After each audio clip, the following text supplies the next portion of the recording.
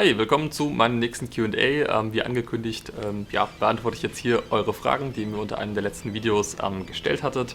Es sind relativ viele Fragen geworden, deshalb werde ich das Ganze zweiteilen wahrscheinlich. Es sind über 20 Fragen. Das ist jetzt eben der erste Teil und ich würde sagen, wir fangen gleich an. Los geht's!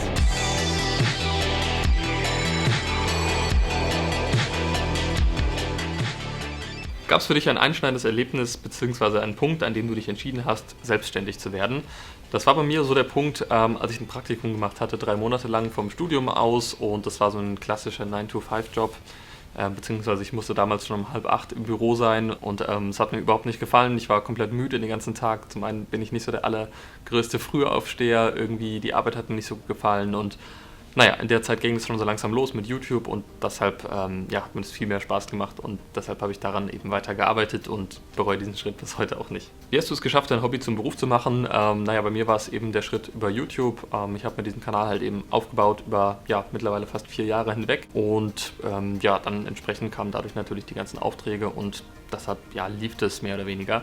Das ist jetzt aber keine Sache, die man von heute auf morgen vielleicht schafft oder nur in den wenigsten Fällen. In den meisten Fällen, wenn man sowas vorhat, muss man wirklich eine lange Zeit irgendwie einplanen, mehrere Jahre. Bei mir ebenso 2 bis 3 Jahre, bis ich sagen konnte, dass ich davon leben konnte.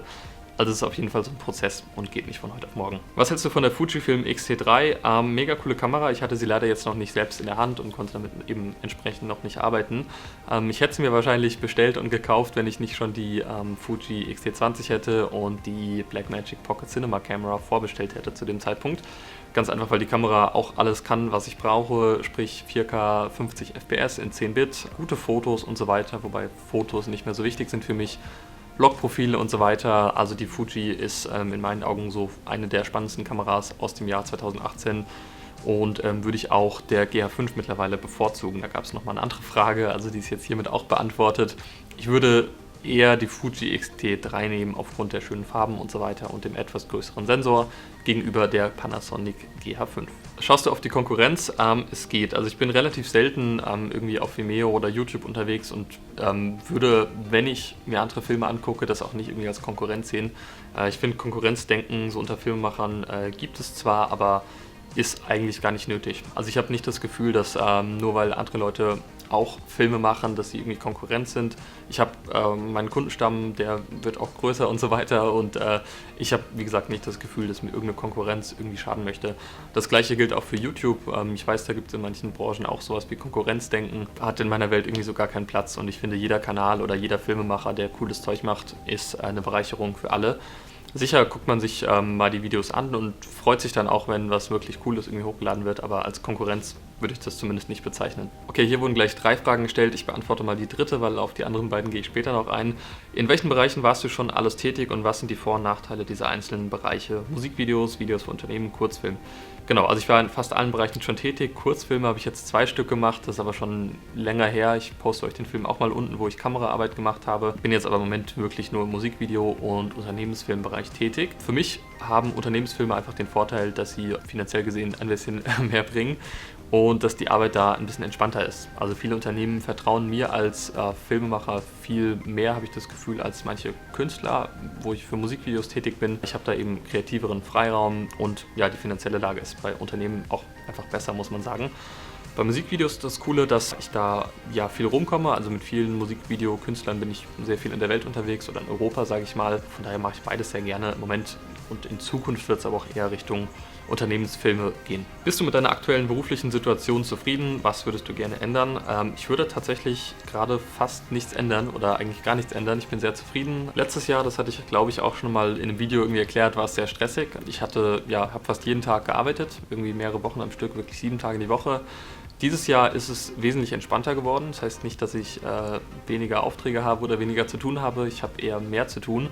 Aber ich schaffe es irgendwie viel besser, effizient zu arbeiten. Ich schaffe es besser, Projekte schneller abzuschließen in der gleichen Qualität. Ich habe nicht mehr so viel Stress mit den Sachen wie Buchhaltung und so weiter. Also ich habe irgendwie viel mehr Freizeit und das ist sehr schön, dass ich das dieses Jahr so hinbekommen habe. Ich denke, viele kennen das, so am Anfang der Selbstständigkeit ist es sehr, sehr stressig und dann irgendwann kommt so eine gewisse Routine rein und alles ist ein bisschen entspannter. Und gerade, was soll ich sagen, mein YouTube-Kanal läuft, auch wenn die Klicks ein bisschen zurückgegangen sind, weil ich nicht so aktiv war. Aber ich habe gut zu tun in Sachen Aufträgen. Ich habe hier ein eigenes Studio, ich habe eine schöne Wohnung, also was will ich mehr? Also ich kann mich gerade wirklich nicht beschweren. Meinung zu der Mavic 2 Pro und Zoom, würdest du eher die Pro oder Zoom holen?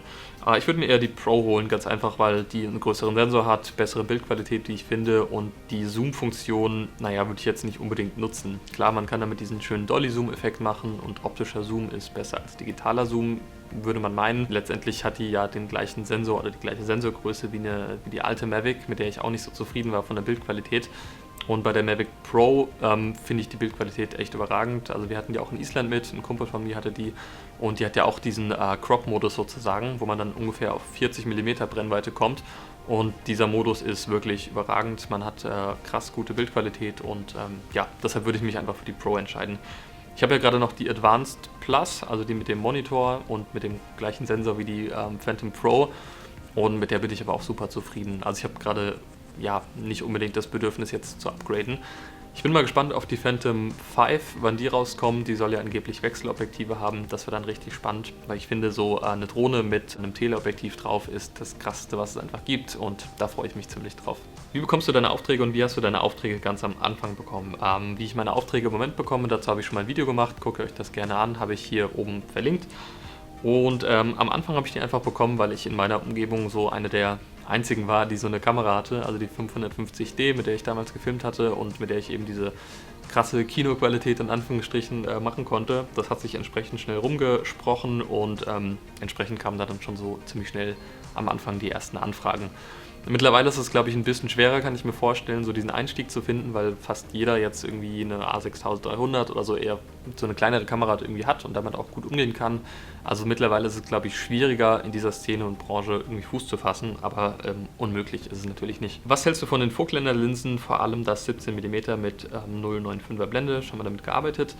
Habe mir vor, das Objektiv für die BMPCC 4K zu holen. Ich habe damit jetzt noch nicht gearbeitet, aber ich hatte das schon mal in der Hand und ich muss sagen, die Vogtländer Linsen sind überragend verarbeitet und das, was man so an Videos damit online sieht, sieht auch sehr, sehr vielversprechend aus.